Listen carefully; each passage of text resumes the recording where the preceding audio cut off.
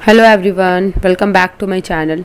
Friends, आप लोगों के लिए मैं आज last 25 days full strategy plan लेकर आई हूँ। IBPS RRB PO as well as clerk. ठीक है, तो यहाँ पर आप लोगों की एग्ज़ाम की जो डेट है वो अनाउंस कर दी गई हैं। तो अब आप सभी भी इस चीज़ से बिल्कुल फ्री हो चुके हैं कि आपका एग्ज़ाम होगा या नहीं होगा। आई होप सभी के मन में जो भी डाउट्स थे एग्ज़ाम को लेकर कि एग्ज़ाम की डेट नहीं आ रही है तो प्रिपरेशन नहीं हो पा रही है, उसके रिगार्डिंग आपके जो भी डाउट्स हैं वो क्लियर हो चुके होंगे।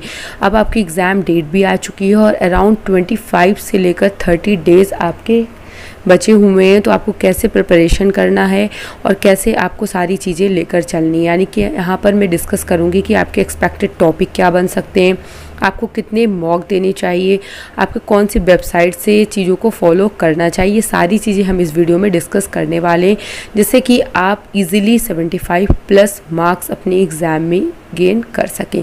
तो उसके पहले अगर आप चैनल पर नए हैं और अभी तक सब्सक्राइब नहीं किया है तो ज़रूर सब्सक्राइब कर लीजिए और साथ ही साथ बेल आइकन को दबाना मत भूलिए। चलिए स्टार्ट करते हैं। तो देखिए, यहाँ पर एक बार हम डिस्कस कर लेते हैं क्योंकि मैंने आपको इस पर वीडियो प्रोवाइड नहीं किया है।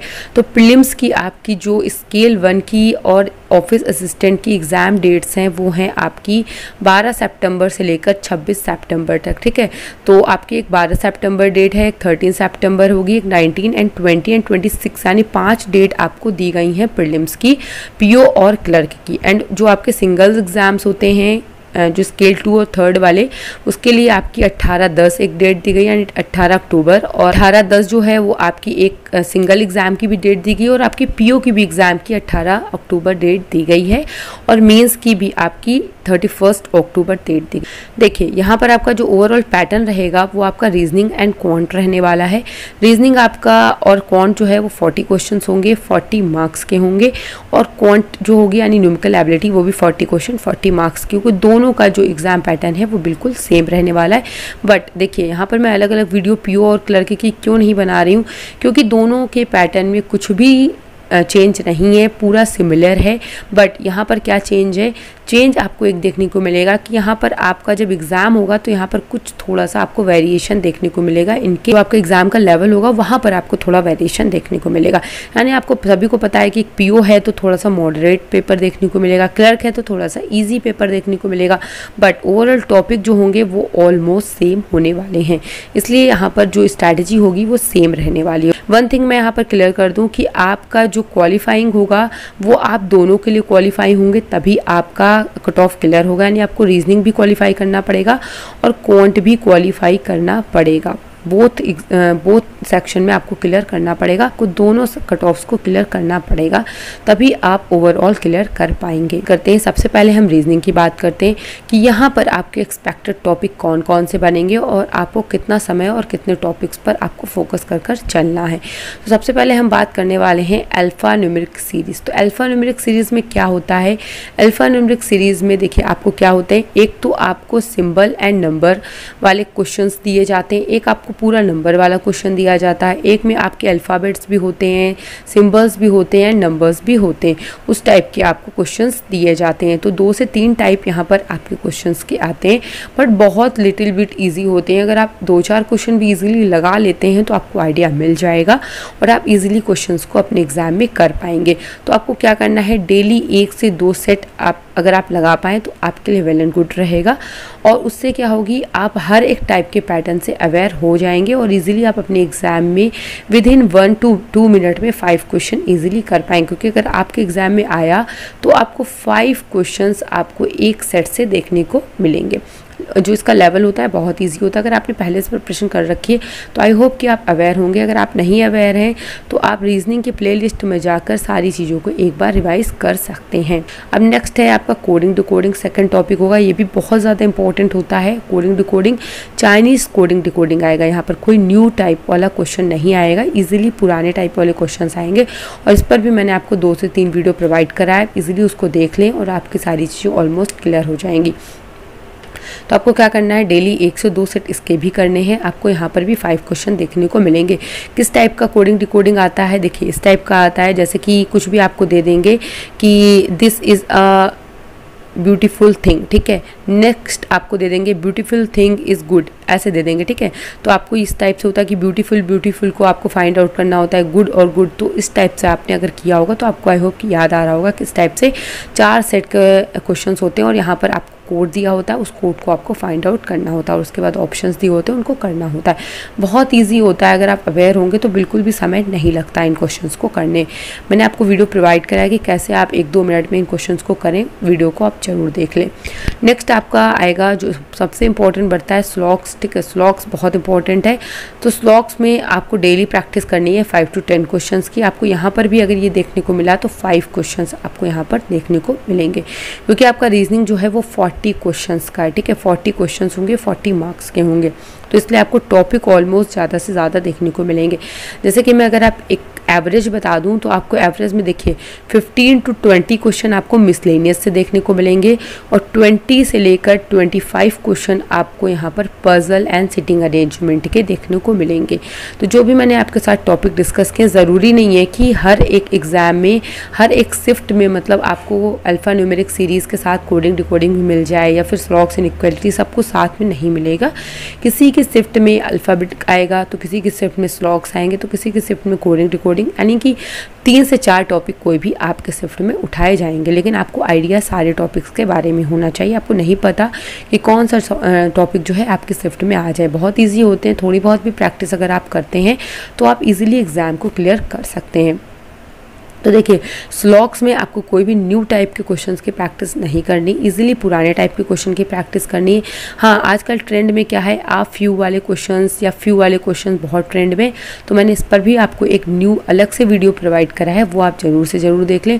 और जितने भी मैंने आपको स्लॉक्स के पैटर्न बताए हैं उतने ही सफिशिएंट है, उसी में से आपके पैटर्न्स आ जाएंगे, तो आपको कोई भी प्रॉब्लम नहीं फेस करनी पड़ेगी। जैसे नॉट वाले क्वेश्चन ज़्यादा आते हैं या फिर पॉसिबिलिटी वाले क्वेश्चन ज़्यादा आते हैं, तो ये सारे क्वेश्चन को आपको एक बार देखना है। तो वही मैं आपको बोल रही हूँ कि डेली 5 to 10 क्वेश्चंस, अलग अलग टाइप के क्वेश्चन की आपको प्रैक्टिस करनी है। उसके बाद इनइक्वालिटी की बात करूँ तो इनइक्वालिटी भी आपको 5 to 10 क्वेश्चन की प्रैक्टिस करनी है।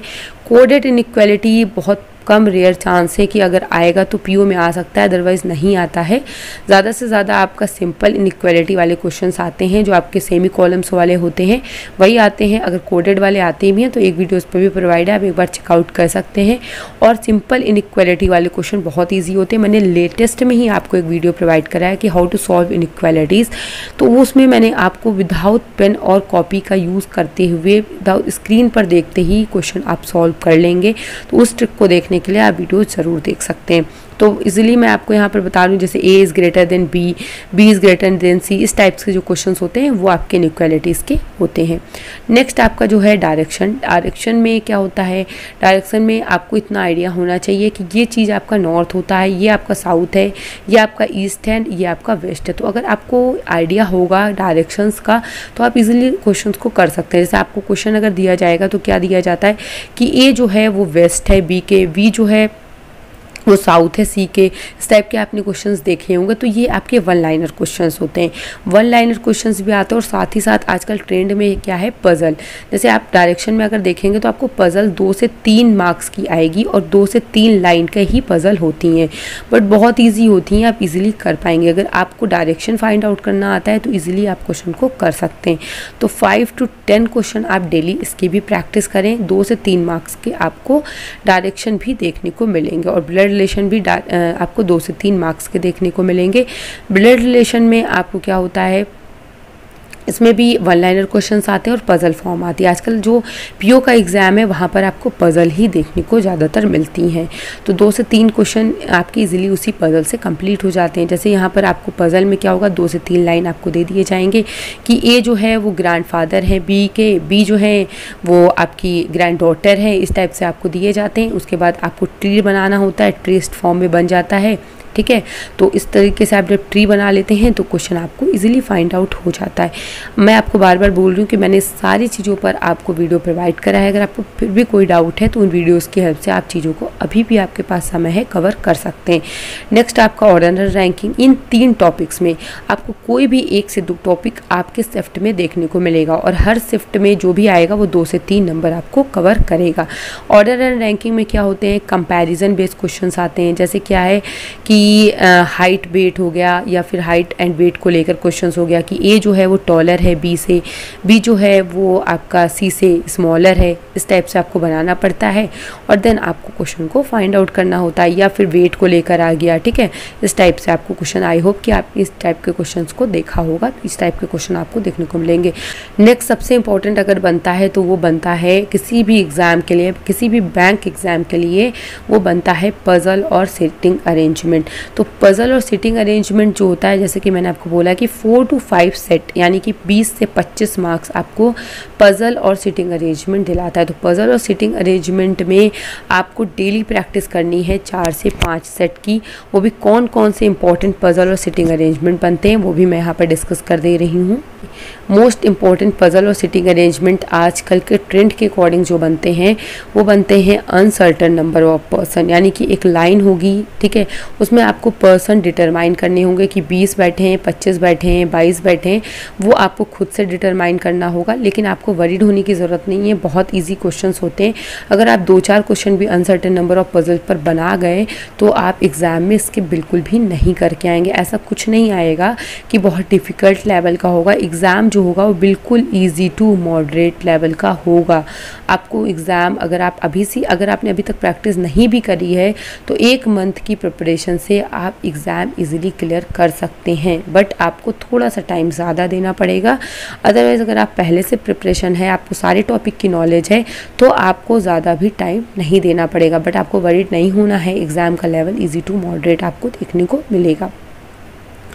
North and south base puzzle हो गई, फ्लोर बेस पजल हो गई एंड बॉक्स बेस पजल हो गई। नेक्स्ट आपकी मंथ बेस पजल हो गई, ईयर बेस पजल हो गई और एक आपकी डे बेस पजल भी आती है, जैसे कि आपको दे देंगे मंडे टू संडे, ठीक है। उसके बाद आपको यहाँ पर नंबर ऑफ पर्सन दे देंगे।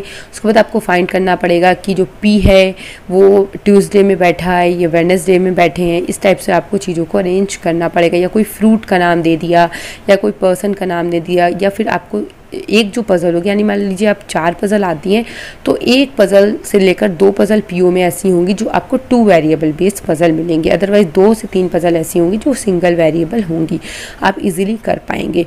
नेक्स्ट आपका जो सिटिंग अरेंजमेंट होगा वहाँ पर इंपॉर्टेंट बनता है आपका सर्कुलर बेस और स्क्वायर बेस। इन 2 जो टाइप हैं इनकी आप ज़रूर से ज़रूर प्रैक्टिस कर लें। बस यही सारे जितने भी आप ऑलमोस्ट एग्ज़ाम देंगे उनके लिए यही 7 टाइप की जो पज़ल हैं मोस्ट इंपॉर्टेंट बनती है। अगर आप इन 7 टाइप्स की पजल की प्रैक्टिस कर लेते तो अगर कोई न्यू भी आ जाती है तो भी आपके लिए न्यू नहीं रहेगी, आप इजीली क्वेश्चन को फाइंड आउट कर पाएंगे। तो चीज़ों को अगर फाइंड आउट करना है तो अभी से आप प्रैक्टिस करें, अभी आपके पास समय है। अभी आप 1 मंथ यानी आप मान सकते हैं कि 1 मंथ है अभी आपके पास, तो उस चीज़ को आप बिल्कुल भी लाइटली ना लें, इसको थोड़ा सा अच्छे से प्रिपेयर करें कि अभी तक जो भी आपने टाइम वेस्ट किया उसको आप यूटिलाइज़ कर सकें। तो इन सारी चीज़ों की आप अच्छे से प्रैक्टिस करें। इसका ज़्यादातर मोस्टली मैंने जो भी पजल्स हैं वो आपने डिस्क्रिप्शन बॉक्स में प्रोवाइड कर दूंगी, उसका लिंक आपको डिस्क्रिप्शन में प्रोवाइड कर दूंगी और उसको ऑलरेडी आपके रीजनिंग के प्लेलिस्ट में प्रोवाइड है। बट डेली मैं कोशिश करूँगी कि आपको कोई ना कोई टॉपिक एक प्रोवाइड कर सकूँ, बट आप थोड़ा सा देखें तो ही मैं आपको प्रोवाइड कर पाऊँगी, अदरवाइज़ नहीं हो पाएगा। आप अगर थोड़ा सा ध्यान देंगे, आप लोग मुझे खुद कमेंट सेक्शन में मेंशन करें कि आप किस टाइप के क्वेश्चंस चाहते हैं, उस पर मैं आपको वीडियो प्रोवाइड कर दूं। तो ये आपका ऑलमोस्ट रीजनिंग का रहेगा। रीजनिंग के लिए आपको ये सारी चीज़ें कवर करनी पड़ेंगी। ये सारी चीज़ें अगर आपने कवर कर ली तो ऑलमोस्ट आप 40 में आउट ऑफ 40 क्वेश्चंस इजीली कर पाएंगे और आप इजीली वहाँ पर 40 क्वेश्चन में 40 मार्क्स इजीली गेन कर पाएंगे। अगर आप ऐसी प्रिपरेशन करना चाहते हैं तो इजीली इस चीज़ को फॉलो करें। नेक्स्ट हम बात करते हैं क्वांट सेक्शन की। तो क्वांट में देखिए क्या रहेगा, सबसे ज़्यादा इंपॉर्टेंट है आपका सिंप्लीफिकेशन एंड अप्रॉक्सीमेशन। सिंप्लीफिकेशन किसके लिए इंपॉर्टेंट है, वो है आपके क्लर्क के लिए, और अप्रॉक्सीमेशन किसके लिए इंपॉर्टेंट है, वो है आपके पीओ के लिए। यहाँ पर इतना बस चेंज है कि सिंप्लीफिकेशन आपको जो देखने को मिलेगा वो आपको क्लर्क में मिलेगा, और यहाँ पर अप्रॉक्सीमेशन भी देखने को मिलता है। किसी किसी की शिफ्ट में 5 अप्रॉक्सीमेशन आएंगे तो 5 सिंप्लीफिकेशन आएंगी, या फिर 10 भी सिंप्लीफिकेशन आ सकते हैं। बट पीओ में आपको थोड़ा सा सिंप्लीफिकेशन का ट्रेंड कम हो रहा है, वहाँ पर आपको अप्रॉक्सीमेशन देखने को मिलेंगे। तो मैंने लेटेस्ट में आपको अप्रॉक्सीमेशन की एक वीडियो प्रोवाइड करी और काफ़ी ज़्यादा वीडियो सिंप्लीफिकेशन अप्रॉक्सीमेशन पर मैंने आपको प्रोवाइड करी है। अगर उतने भी आप टाइप कर लेते हैं तो आप कोई भी क्वेश्चन स्किप नहीं करके आएंगे। आप थोड़े भी जो भी टाइप्स मैंने आपको कराए वो कर लेते हैं। बट मैं आपसे आपसे ज़रूर कहूँगी डेली 10 क्वेश्चंस की आप ज़रूर से ज़रूर प्रैक्टिस करें, जिससे कि आपका जो कैलकुलेशन है वो बहुत अच्छा हो जाएगा और आप अपने एग्ज़ाम में चीज़ों को इजीली फॉलो कर पाएंगे। देखिए क्या होता है कि आपको क्वेश्चन सारे आते होते हैं एग्ज़ाम में, लेकिन टाइम इतना कम दिया जाता है कि आप अगर पहले से स्पीड पर काम नहीं करेंगे तो आप इजीली एग्ज़ाम क्लियर नहीं कर पाएंगे। तो मैं आपको यहाँ पर टॉपिक तो बता दे रही हूँ, लेकिन लास्ट में आपको बताऊँगी भी कि आपको कैसे अपनी स्पीड को इंक्रीज़ करना और क्या करना है आपको जिससे कि स्पीड इंक्रीज़ हो, क्योंकि अगर स्पीड इंक्रीज़ नहीं होगी तो आप एग्ज़ाम बिल्कुल भी क्वालिफाई नहीं कर पाएंगे। तो इसलिए आपको स्पीड पर भी काफ़ी फोकस करना, और वो कैसे बढ़ेगी वो भी मैं आपको लास्ट में बताऊंगी। नेक्स्ट आपका क्या होगा, नंबर सीरीज़। नंबर सीरीज़ में 2 टाइप के नंबर सीरीज़ आते हैं, एक तो आपका रॉन्ग नंबर सीरीज़ आता है और एक आपका आता है मिसिंग नंबर सीरीज़। ये दोनों ही टाइप इंपॉर्टेंट है, तो मैं ये नहीं बोलूँगी कि रॉन्ग आएगा मिसिंग नहीं आएगा, मिसिंग आएगा रॉन्ग नहीं आएगा, दोनों ही इंपॉर्टेंट है और दोनों ही आ सकते हैं। तो डेली कोशिश करें कि 5 to 10 क्वेश्चन की आप इसकी भी प्रैक्टिस करें, क्योंकि अगर आएंगे तो 5 क्वेश्चन आपको आपके एग्ज़ाम में नंबर सीरीज़ के देखने को मिलेंगे। नेक्स्ट आपका क्वाड्रेटिक इक्वेशन है, तो 5 to 10 मार्क्स की क्वाड्रेटिक इक्वेशन होंगी। क्वाड्रेटिक इक्वेशन जैसे कि x² + 5x + 6 इस टाइप के क्वाड्रेटिक इक्वेशंस होते हैं, ठीक है। तो इस टाइप के क्वाड्रेटिक इक्वेशंस आपके एग्जाम में आते हैं, तो इनकी आपको प्रैक्टिस करनी है डेली 5 to 10 क्वेश्चन। 5 क्वेश्चन आपको एग्जाम में ऑलमोस्ट देखने को ज़रूर मिलेंगे। अगर आपकी शिफ्ट में नंबर सीरीज़ आती है तो क्वाड्रेटिक इट में भी ना आए, अगर क्वाड्रेटिक आती है तो इट में भी नंबर सीरीज़ ना आए, इट में भी दोनों को स्किप कर दिया जाता है। कभी कभी अप्रॉक्सीमेशन को क्वाड्रेटिक के साथ चेंज कर दिया जाता है। तो ऐसा नहीं है कि हर किसी के शिफ्ट में सारे टॉपिक आएंगे, कोई 1-2 टॉपिक जो है वो स्किप भी हो सकते हैं। तो लेकिन आपको प्रैक्टिस सारे टॉपिक्स पर करनी है, और कैसे करनी है वो सारे आपको प्लेलिस्ट में जाने के बाद आपको इजीली मिल जाएंगी। क्वांट की प्लेलिस्ट को आप पूरा से पूरा फॉलो करें, वह हर एक टॉपिक पर मैंने ऑलमोस्ट क्वेश्चन कराए हुए हैं। उन चीज़ों को फॉलो करते हुए आप क्वेश्चन को इजीली फाइंड आउट कर सकते हैं। नेक्स्ट आपका डाटा इंटरप्रिटेशन है, तो डाटा इंटरप्रिटेशन में भी 3 से 4 सेट आपको देखने को मिलेंगे, और 1 से 2 सेट जो होंगे वो आपको आपके एग्ज़ाम में देखने को मिलेंगे, ठीक है। यहाँ पर जो आपके डाटा इंटरप्रिटेशन है वो कौन कौन से इंपॉर्टेंट रहेंगे उसके बारे में भी बात कर लेती हूँ। देखिए आपके जो DI है वो एक तो इम्पोर्टेंट रहेगा टेबुलर DI, एक आपका बार ग्राफ रहेगा, एक आपका पाई चार्ट, और नेक्स्ट आपका कैसलेट DI। इन 4 टाइप के अगर आप DI की प्रैक्टिस कर लेते हैं तो ऑलमोस्ट आपका एग्ज़ाम क्लियर होने से कोई नहीं रोक सकता। अगर आप इस 4 टाइप के क्वेश्चन जो DI है उसके बारे में आपको जानकारी है तो आप 5 क्वेश्चन का जो DI का सेट आएगा वो आप स्किप नहीं करके आएंगे। लेकिन इन 4 टाइप के DI की प्रैक्टिस आपको ज़रूर से ज़रूर करनी है, और डेली कोशिश करें कि हर एक पैटर्न पर 1 से 2 DI सॉल्व ज़रूर कर लें। कभी कभी आप टैबुलर कर लें, कभी पाई कर लें, कभी बार कर लें, कभी कैसलेट कर लें। तो जो भी लेवल रखें वो ईजी टू मॉडरेट का रखें, बहुत डिफ़िकल्ट नहीं ले जाना है। सिर्फ ज़्यादा से ज़्यादा अगर आपको प्रैक्टिस करनी है तो मॉडरेट लेवल की कर सकते हैं, ठीक है। आपको ज़्यादा पैनिक होने की बिल्कुल भी ज़रूरत नहीं है। मैथमेटिक टॉपिक में आपका CI और SI है, या फिर रेशियो प्रोपगेशन हो गया, परसेंटेज हो गया, एज हो गया, या फिर एवरेज को क्वेश्चंस हो गए, मैंसुरेशन हो गया, यानी कोई भी आपका अर्थमेटिक से टॉपिक मैंने यहाँ पर लिख दिया है, बट ऐसा नहीं है कि यही टॉपिक आते हैं या फिर कोई और आ जाते हैं, आते यही में से हैं। आप अपने अकॉर्डिंग कोई भी 5-7 टॉपिक चूज़ कर सकते हैं, और उसके लिए आपको कोई बुक फॉलो करने की ज़रूरत नहीं है कि आप कोई बुक लेकर बैठे और उसको फॉलो करें। आप क्या कर सकते हैं, जो भी 2 से 3 साल के प्रीवियस ईयर क्वेश्चंस हैं उनकी प्रैक्टिस कर सकते हैं। उससे ज़्यादा आप अगर आपके पास समय है तो आप ज़रूर करें, बट अगर आपके पास टाइम नहीं है और आप नहीं करना चाहते तो कोई ज़रूरत नहीं है। आप क्या करें कि जो भी 2 से 3 साल के पुराने IBPS RRB PO के क्लर्क के या फिर IBPS के क्वेश्चंस हो गए या फिर SBI के क्वेश्चंस हो गए उनकी प्रैक्टिस कर सकते हैं। उतना अगर आप कर लेते हैं और आपको टॉपिक की थोड़ी बहुत नॉलेज है तो आप इजीली यहाँ पर क्वेश्चंस कर पाएंगे। कि यहाँ पर मैं आपको क्लियरली मेंशन कर दूँ कि आपको 45 मिनट टोटल दिए जाते हैं, ठीक है, 80 क्वेश्चन करने के लिए। तो आप ज़्यादा से ज़्यादा 20 से 22 मिनट एक सेक्शन को दे सकते हैं, इससे ज़्यादा आप टाइम नहीं दे सकते, और उतने में आपको बहुत सारी चीज़ें करनी होती हैं। अर्थमेटिक के लिए आपके पास बिल्कुल भी टाइम नहीं रह जाता। हाँ, लेकिन क्लर्क में आपके पास टाइम रह जाता है, तो उसमें जो लेवल आता है वो बहुत ईजी टाइप का क्वेश्चन का लेवल आता है। अगर आप प्रीवियस ईयर क्वेश्चन कर लेते हैं तो आप PO में और क्लर्क में दोनों में 3 से 4 क्वेश्चन ईजिली उठाकर कर पाएंगे। और अगर आप अब पैनिक होंगे कि कि आप कोई बुक फॉलो कर लें या फिर हम कोई और वेबसाइट फॉलो कर लें, तो वो अब पॉसिबल नहीं है। वो करने से आपका सिर्फ और सिर्फ टाइम वेस्ट होगा। और अगर आप क्वेश्चन आपको नहीं आएंगे, मान लीजिए आपने कोई एज का क्वेश्चन फाइंड आउट किया, आपने थोड़ा मॉडरेट से डिफ़िकल्ट लेवल का ले लिया और आप फाइंड आउट नहीं कर पाएँ, तो उससे आप कहीं ना कहीं डीमोटिवेट हो जाएंगे। तो ये बिल्कुल भी आपको इस 30 डेज़ में नहीं करना। अगर इन 30 डेज़ में आपको जितना से ज़्यादा मोटिवेट रह सके उतना ज़्यादा मोटिवेट रहिए। अदरवाइज़ क्या होगा, डीमोटिवेट होने की वजह से आप जितना भी प्रिपरेशन कर रहेंगे वो आपकी वेस्ट हो जाएगी। तो मेरा तो यही मानना है कि आपको फुल कॉन्फिडेंस के साथ जितना आता है उसमें आपको प्रैक्टिस करनी है। जो नहीं आता है वो नई टॉपिक्स पर आपको ज़्यादा से ज़्यादा फोकस नहीं करना। जो टॉपिक्स पर आपको कमांड है या कुछ टॉपिक्स ऐसे हैं जो ईजी हैं और आप देखना चाहते हैं तो वेल एंड गुड है कि आप देख सकते हैं, बट आपको ज़्यादा पैनिक नहीं होना है, ठीक है। अगर आप लास्ट मोमेंट पर इतना पैनिक होंगे तो आपका एग्ज़ाम नहीं क्लियर हो पाएगा। बिल्कुल स्मूथली चीज़ों को लेकर चलना है, ठीक है। आई होप यहाँ पर मैंने क्वांट के और रीजनिंग के दोनों टॉपिक के बारे में बता दिया। आपको कितनी कितनी प्रैक्टिस करनी, कैसे करनी, वो भी मैंने यहाँ पर आपको बता दी है। नेक्स्ट यहाँ पर अब हम बात करेंगे कि आपको स्पीड कैसे इंक्रीज़ करनी है, मॉक कैसे देना है, ये सारी चीज़ें हम डिस्कस करने वाले हैं। यहाँ पर अगर मैं बात करूँ कि आपको मॉक कैसे देने हैं, अब देखिए मैं अपने अकॉर्डिंग अगर लेकर चलूँ तो मैं यहाँ मानती हूँ कि आपके पास 25 डेज़ लेफ्ट रह गए हैं, ठीक है।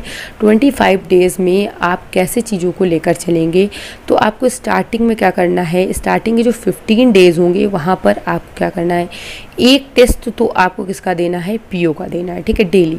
1 टेस्ट आपको किसका देना है, क्लर्क का देना है डेली।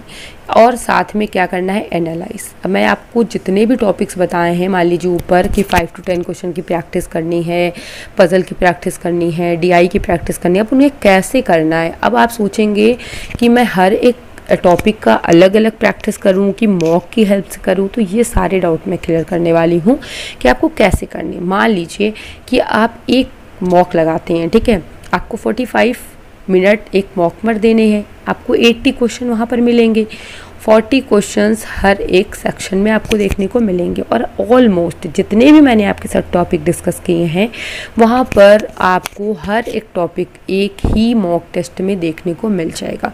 मान लीजिए आपने एक मॉक दिया, वहाँ पर आज आपने मॉक दिया तो वहाँ पर आपको स्लॉगिज्म नहीं देखने को मिला है, लेकिन वहाँ पर आपको इनइक्वालिटी तो देखने को मिली है, ब्लड रिलेशन तो देखने को मिला है, और भी टॉपिक तो देखने को मिले हैं, पजल तो देखने को मिली है।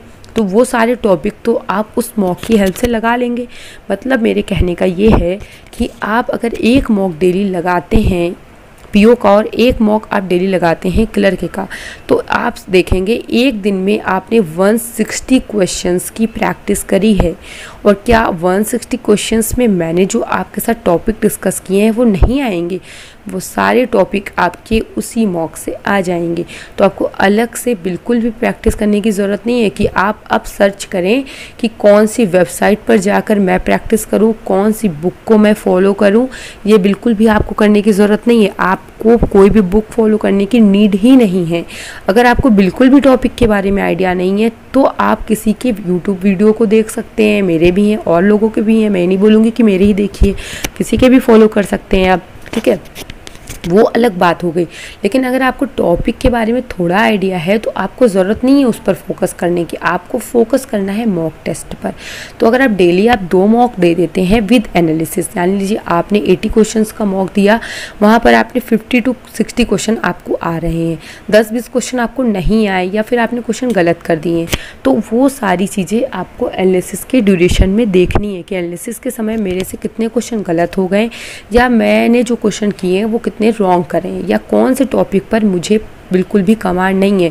मान लीजिए आपने इनइक्वालिटी के क्वेश्चन लगाए, वहाँ पर आपने 3 क्वेश्चन सही कर दिए, 2 गलत कर दिए, तो आपको ये चीज़ नोटिस करनी है कि मेरे 2 क्वेश्चन क्यों गलत हुए, इसमें से कौन से टॉपिक पर मुझे फोकस नहीं है। तो आप जब नेक्स्ट मॉक लगाएंगे तो उस पर आप जब फिर एनालाइज करेंगे तो आपको ये आइडिया रहेगा कि मैंने फर्स्ट वाले मॉक में ये क्वेश्चन गलत किया, तो नेक्स्ट मॉक में आप वो गलती नहीं करेंगे। तो मेरे कहने का यही मतलब है कि आपको अलग से कुछ भी प्रैक्टिस नहीं करनी कि 5 to 10 क्वेश्चन आप अलग से लगाने बैठे। हाँ, अगर आपके पास समय है तो आप पजल की प्रैक्टिस अलग से कर सकते हैं, कुछ क्वेश्चंस की अलग से प्रैक्टिस कर सकते हैं जिसमें आपको कंफर्टेबल फील नहीं होता।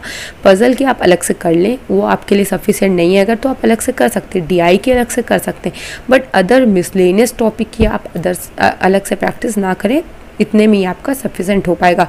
कोशिश करें कि आप मॉक टेस्ट बढ़ाएं, मतलब अगर आपको लगता है कि 2 मॉक देने के बाद आपके पास समय बचता है, यानी एक मॉक आप देंगे तो 45 मिनट लगेगा, उसको एनालाइज अगर आप ज़्यादा करेंगे तो 1 घंटा लगेगा, इससे ज़्यादा नहीं लगेगा। तो यानी कंप्लीट हो जाता है 3 से 4 घंटे में आपके 2 मॉक विद एनालिसिस कंप्लीट हो जाते हैं। अगर आपके पास लगता है कि समय है तो 1 मॉक आप लगा सकते हैं, और यानी कि डेली इंक्रीज़ करें। जैसे आप स्टार्टिंग के फर्स्ट वीक में आपने 2 मॉक दिए, फिर नेक्स्ट वीक में आप क्या करें 3 मॉक का टारगेट रखें, फिर उसके नेक्स्ट वीक में आप क्या रखें 4 मॉक का टारगेट रखें। तो इससे क्या होगा कि आपकी स्पीड में इंक्रीज़ होगी, एनालिसिस भी आपका अच्छा हो जाएगा, और आप ये चीज़ें नोटिफाई कर पाएंगे कि आपने फर्स्ट मॉक में कितनी गलतियां करी, सेकंड मॉक से आपसे वो गलतियां नहीं होंगी, थर्ड मॉक में आप वो और कम कर पाएंगे। तो इससे धीरे धीरे क्या होगा, आप जो 25 डेज़ के बाद जब आप अपना रियल एग्ज़ाम देंगे वहाँ पर इन सारी चीज़ों को स्किप कर पाएंगे।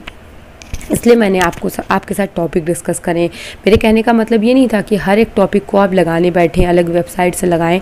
आप जिससे भी कंफर्टेबल हैं उससे कर सकते हैं, बट मॉक टेस्ट आपको ज़रूर देना। अगर आपने बाई नहीं किया है तो आप किसी का भी परचेस कर सकते हैं, जो भी आपको वेल लगे, ठीक है, जो भी आपको सुटेबल हो। अगर आपने पहले से बाई कर रखा है तो उसी को दें। कि मैंने आपको एक वीडियो प्रोवाइड करा था जहाँ पर मैंने ये बताया था कि फ्री में मॉक आप कैसे दे सकते हैं। वहाँ पर अगर आप देना चाहते हैं तो दे सकते हैं। हर एक वेबसाइट से आपको 1 से 2 मॉक फ्री में मिल जाएंगे, और वहाँ पर आप इजीली 8 से 10 मॉक फ्री में भी दे पाएंगे। तो उससे क्या होगा, अलग अलग वेबसाइट की आपकी प्रैक्टिस भी हो जाएगी, और आपको थोड़ा सा आइडिया जो नहीं लग पाया वो लग जाएगा। तो उसका लिंक मैं आपको डिस्क्रिप्शन में दे दूँगी, उससे आप इजीली दे पाएंगे। और उसका लिंक जो है मैं टेलीग्राम पर भी शेयर कर दूँगी, तो आप मुझे टेलीग्राम पर जरूर से ज़रूर फॉलो कर लें, और कोई डाउट है तो आप कमेंट सेक्शन में मेंशन कर सकते हैं। One thing, please please please video को लाइक और शेयर ज़रूर करें। अगर आपको अच्छी लगती है उसे अपने फ्रेंड्स में, आप जो भी सोशल मीडिया यूज़ करते हैं वहाँ शेयर ज़रूर करा करें। इससे क्या होगा, मेरा भी मोटिवेशन बढ़ेगा और मैं आप लोगों के लिए अच्छा कंटेंट प्रोवाइड कर सकूँगी। अगर अच्छी लगे तो लाइक और शेयर ज़रूर करें, और चैनल पर नया है तो चलो सब्सक्राइब कर लीजिए। आज के लिए इतना ही। Thanks for watching.